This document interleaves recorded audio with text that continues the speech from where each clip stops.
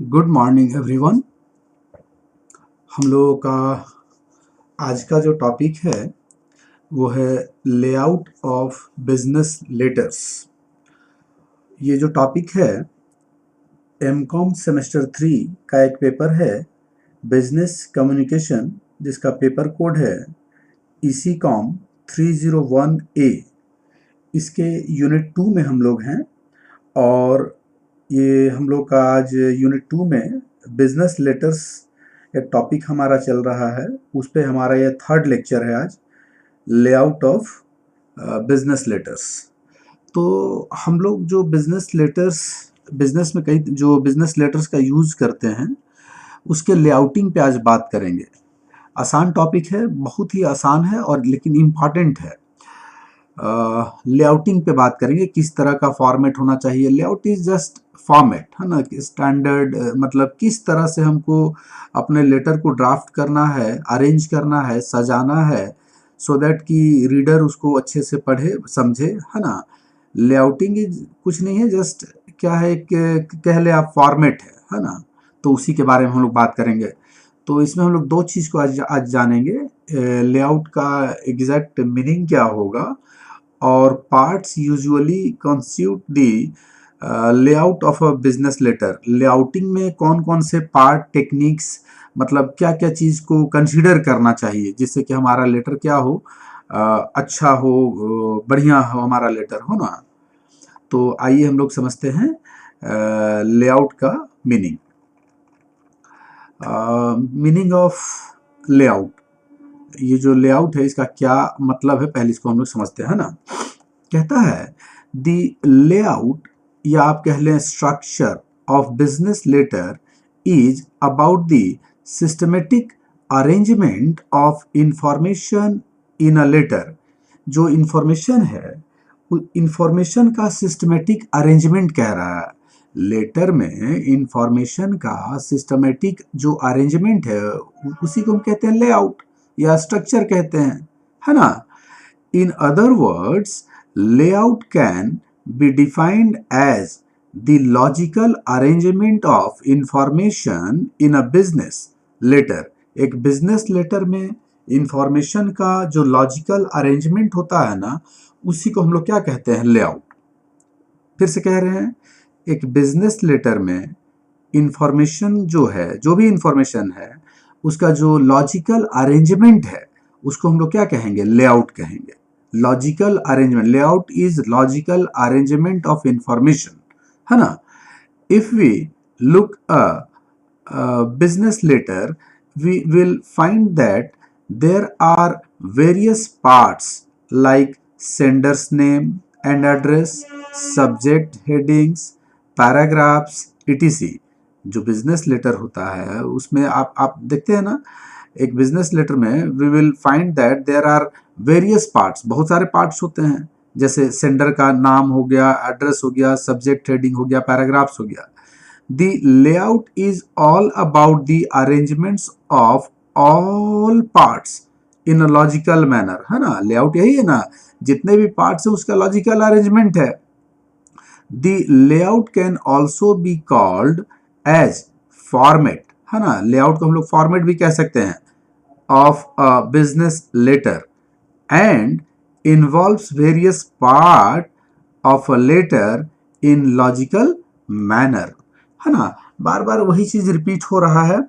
मतलब business letter जो होता है ना, बिजनेस लेटर में इंफॉर्मेशन का जो लॉजिकल अरेंजमेंट है उसी को हम कहते हैं लेआउट कहते हैं।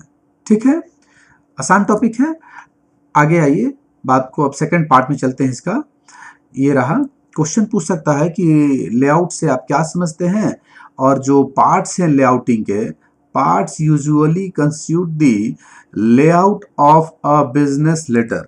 बिजनेस लेटर में जो पार्ट्स हैं, लेआउटिंग का जो पार्ट्स हैं, मतलब कि क्या क्या टेक्निक्स है जो आप यूज करेंगे लेआउटिंग में, क्या किन किन बातों पर विचार करेंगे, है ना। क्वेश्चन पूछ सकता है आपसे कि लेआउटिंग के दौरान किन किन बातों पर को आप कंसीडर करेंगे। तो दी फॉलोइंग पार्ट्स कह लें, पॉइंट्स कह लें, यूजुअली कंस्टिट्यूट द लेआउट या structure of a business letter, है ना। आपको इन सभी बातों पर ध्यान देना पड़ेगा। सबसे पहला क्या है? हेडिंग, है ना। सबसे पहला होता है हेडिंग। देखिए, many business organisations use printed letterhead for business correspondence. ये तो जानते ही आप, देखे भी होंगे, बहुत सारे business organisations printed letterhead वाला अपना लेटर यूज करते हैं, है ना। The letterhead contains the name, the address, the line of business, telegraphic address, telephonic number, telefax number, email address, etc। वो जो लेटर हेड होता है ना, वो हेडिंग पहले से ही बना हुआ रहता है लेटर हेड में, ये सब प्रिंटेड रहता है। तो इन सभी को बढ़िया से अरेंज करना चाहिए, है ना, जिससे कि लेटर आपका अट्रैक्टिव लगे। Second one is date. The date should be indicated in the upper right hand corner. Upper में एकदम, जैसे पेज है ना, तो अपर राइट हैंड कॉर्नर, है ना, कॉर्नर में of the letter sheet. It is generally written 2 or 3 spaces below the last line of the letterhead. जैसे जो लेटर हेड है, जो पेज है आपका जहां खत्म हो रहा है, उसका 2-3 लाइन छोड़ करके आप यूज कीजिए कॉर्नर में, है ना। डेट हो गया। There are 2 methods of indicating the date. 2 तरह से आप डेट को इंडिकेट कर सकते हैं। जैसे कि बोलता है in the order of day and month, day month and year. जैसे कि मान लीजिए 9 जन को आप लेटर लिख रहे हैं, तो 9 जन 2019 हो सकता है ना। In order of month, day and year, एक ये टेक्निक है। जैसे कि जनवरी 9 2019, दोनों ही मेथड एक्सेप्टेबल है ना। जो आपको अच्छा लगे आप लिख सकते हैं। It is advisable to write the names of the months in full. जैसे कि बहुत लोग शॉर्ट यूज कर देते हैं, लेकिन एडवाइजेबल है कि आप पूरा लिखें, जनवरी, फरवरी, जो भी है, ठीक है ना। तो हेडिंग हो गया। हेडिंग के बाद क्या हो गया आपका? डेट हो गया। नेक्स्ट है इनसाइड एड्रेस। इनसाइड एड्रेस देखिए, the inside address consist of the names and address of the person और firm to whom the letter is written. मान लीजिए आप बिजनेस लेटर की बात बोलते हैं, किसी ना किसी फर्म को, किसी पर्सन को या किसी फर्म को या कोई दूसरे कंपनी को आप लेटर लिख रहे हैं, तो उसका एड्रेस, है ना। It is generally written 2 space above the attention line. Attention line के 2 स्पेस ऊपर and 2 space below the level of date. जो डेट लिखे ना, उसका 2 लाइन छोड़ दीजिए, है ना। If there is no attention line, मान लीजिए अटेंशन लाइन नहीं है, it is given above the salutation, है ना, salutation in the left margin. मतलब जो लेफ्ट में, जो लेफ्ट मार्जिन, जस्ट जिसे डेट लिखे ना, 2-3 लाइन नीचे लिख दीजिए। द फुल एड्रेस होना चाहिए, है ना। फुल एड्रेस मतलब जो जिसको आप एड्रेस कर रहे हैं, जिसको आप लेटर लिख रहे हैं, उसका full address. The name of the person, firm, street, road, etc should be written as indicated in the source you got the address from। मतलब आपको जहां से एड्रेस मिला है, जिसको आप एड्रेस कर रहे हैं, जो एड्रेस है उसका पूरा फुल एड्रेस लिखिए, है ना। The details should not be abbreviated. और ये कह रहा है while addressing a farm, जब आप एड्रेस को, जब एक फार्म को एड्रेस कर रहे हैं, कहता है Messrs is used before the name. Name के पहले ये लगा दीजिए। If the letter is addressed to an officer by name, write Mr लिख दीजिए, है ना, और या श्री लगा दीजिए बिफोर द नेम, नेम के पहले, है ना। किसी अगर ऑफिसर को लिख रहे हैं तो if the officer is an unmarried women, तो आप मिस लगा दीजिए, है ना। एंड इफ मैरिड, अगर मैरिड हैं तो मिसेस लगा दीजिए, है ना, और श्रीमती लगा दीजिए बिफोर हर नेम, है ना, उनके नाम के पहले। ठीक है, तो ये सब ध्यान देना पड़ेगा, मतलब इनसाइड एड्रेस में, है ना, जिसको आप एड्रेस कर रहे हैं। ठीक है। नेक्स्ट है अटेंशन लाइन। ये समझने का प्रयास कीजिएगा। When a letter is addressed to a company, एक कंपनी को लिख रहे हैं, so that it should reach a particular office by name और अ पर्टिकुलर डिपार्टमेंट, एक कंपनी का पर्टिकुलर डिपार्टमेंट, एक ऑफिस या एक particular department, then attention line is type below the inside address, जो अभी आप इनसाइड एड्रेस लिखे उसके नीचे लिखा जाता है। This line is generally underlined, ये जो लाइन होता है ना वो अंडरलाइन होता है, जिसको आप लिख रहे हैं अंडरलाइन करके, है ना, ठीक है। सैल्यूटेशन मतलब रिस्पेक्ट हो गया, है ना, जैसे नहीं होता नमस्कार, ये इस तरह का।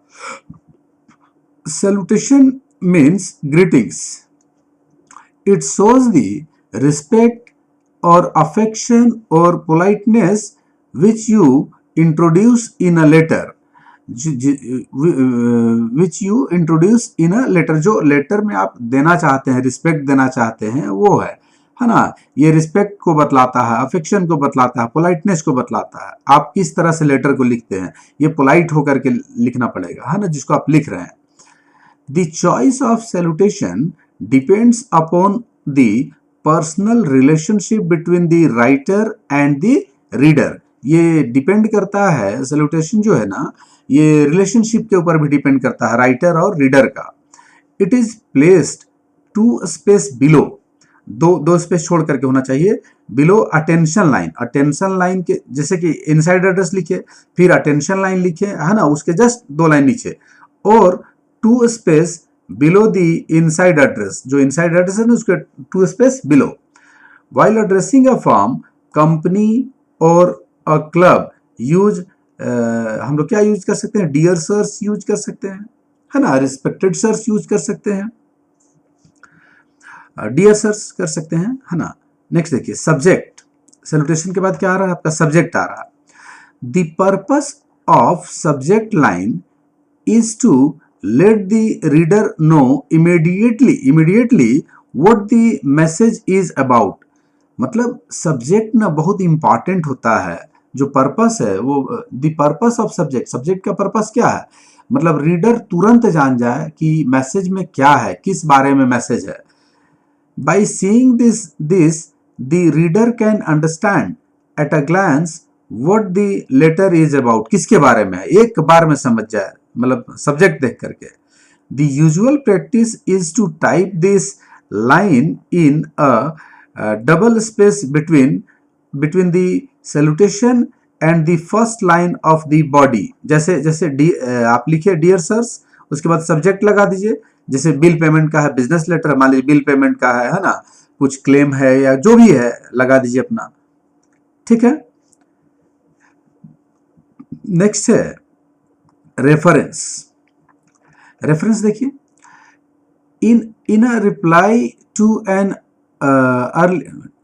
to an earlier letter, reference number, date etc may be mentioned below the subject, subject के ठीक नीचे रेफरेंस होना चाहिए। अगर मान लीजिए कोई पुराने लेटर के रेफरेंस में आप लिख रहे हैं तो subject and reference must be separated and must stand out clearly to get the attention of the reader, कह रहा है ना, जिससे कि आपने सब्जेक्ट लिखा और मान लीजिए किसी सब्जेक्ट लिखने के बाद किसी दूसरे पुराने लेटर का ही रेफरेंस, पुराने लेटर के बारे में ही कुछ मैटर है, कुछ बात है, तो पुराना लेटर का रेफरेंस दे दीजिए, दोनों एकदम अलग अलग होना चाहिए, जस्ट सब्जेक्ट के नीचे रेफरेंस होना चाहिए अगर जरूरत है तो।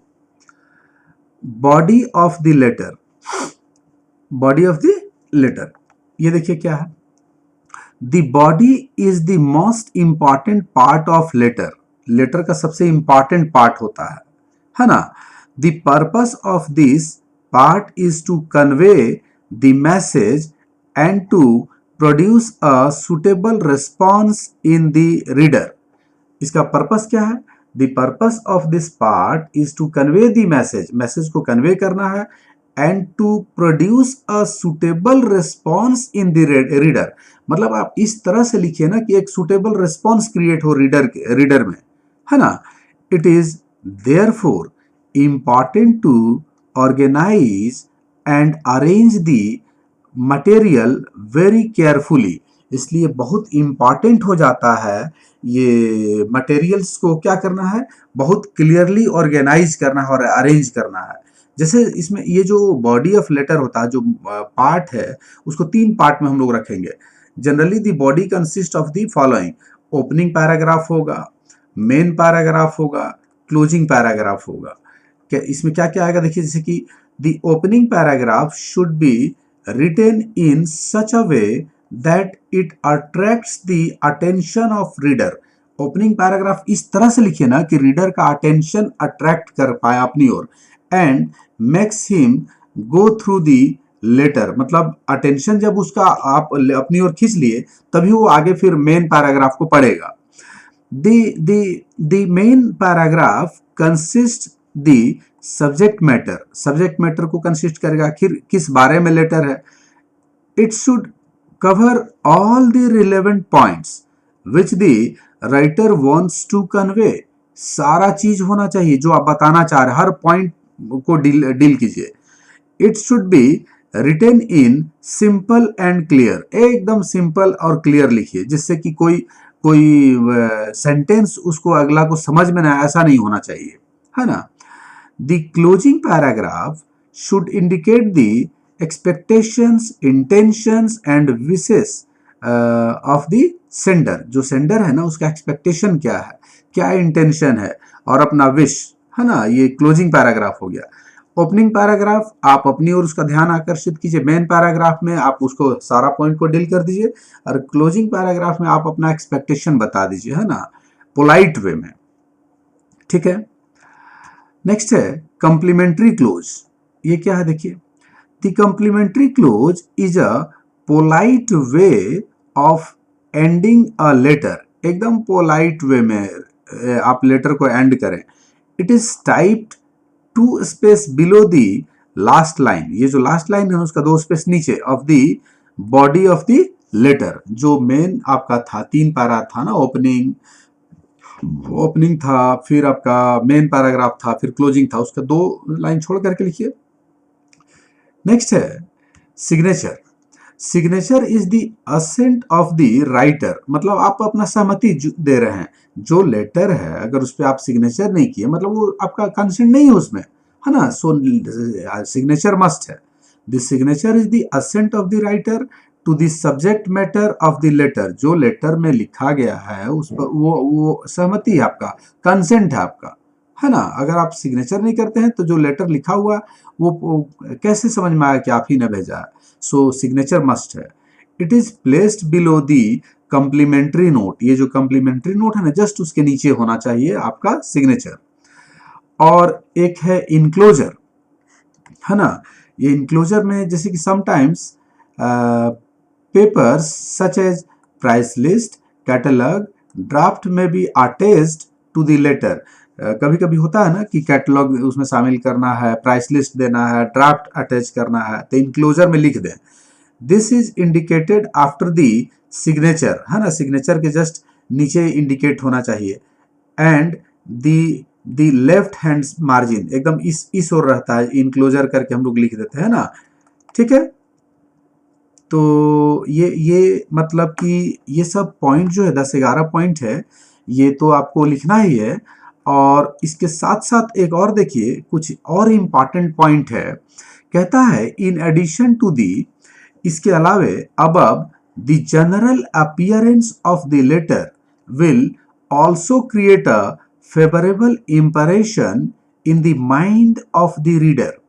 मतलब कहता है ये जो 11 पॉइंट अभी आप देखे उसके अलावे जो जनरल अपीयरेंस है लेटर का वो भी बहुत मैटर करता है ना। आपके लेटर एकदम फेवरेबल इंप्रेशन क्रिएट करने में रीडर के माइंड में, जो रीडर है उसके माइंड में अगर फेवरेबल इंप्रेशन क्रिएट करना चाहते हैं तो जो लेटर है ना उसका जनरल अपीयरेंस भी बहुत मैटर करता है। It is therefore advisable to remember the following points with regard to the general appearance. उसके जनरल अपीयरेंस में क्या क्या चीज मैटर करता है देखिए, इन सभी बातों पर भी ध्यान देना चाहिए। सबसे पहला कहता है stationery, for making an initial impression, एकदम शुरुआती impression, it is necessary to use good quality paper. जो पेपर का क्वालिटी है ना उसका क्वालिटी बढ़िया होना चाहिए। Use the best stationery, use of the best stationery is a good investment, एक बढ़िया इन्वेस्टमेंट का काम करता है। आपका स्टेशनरी जो है, आप जो पेपर यूज कर रहे हैं, जो वो उसका क्वालिटी बहुत बढ़िया नहीं है ना, तो यहाँ यहीं से ना एक बैड इंप्रेशन छोड़ जाएगा। अगर बढ़िया क्वालिटी है तो रीडर का जो ये माइंड है ना, मतलब पॉजिटिव वे में आप अट्रैक्ट कर पाएंगे पेपर का क्वालिटी, है ना।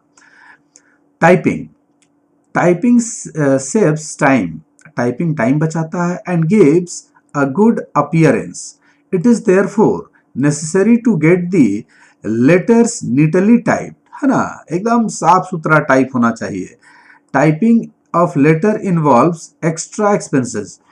आप ध्यान दीजिएगा, लेटर का जो टाइपिंग है उसमें एक्स्ट्रा कॉस्ट भी है, लेकिन कॉस्ट तो है ही, लेकिन टाइपिंग बहुत नीटली होना चाहिए, क्लियर होना चाहिए, है ना।